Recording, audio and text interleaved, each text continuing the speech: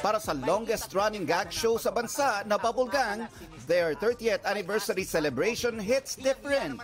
Naipon ang iba't ibang levels ng pagpapatawa sa iba't ibang skits ng mga satire, impersonations at iba pa.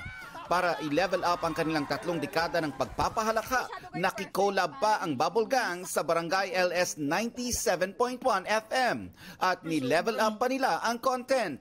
Dinayo ng GMA Integrated News ang rehearsals ng anniversary presentation ng show.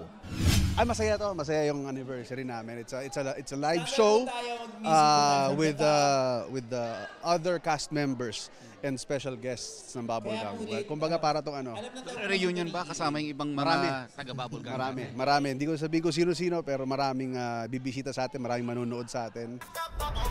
Hindi lang daw katatawanan ang ihahatid ni Kapuso comedy genius Michael V, Paulo Contis, Charis Solomon, Matt Lozano, Buboy Villar, E.A. Guzman, Kokoy De Santos at marami pang iba. It's a trip down memory lane. Emotional ka? Medyo actually. May mga na-tape na kami na ibang collaboration with the old cast and the new cast. Pero nung ni-rehearse namin tapos nakikita ko yung mga videos sa mga luma, medyo nakakaano siya. 30 years. I've been with Bubble for almost 20. So 18 to 20 years. So it's more than half and I'm very thankful na naging part ako.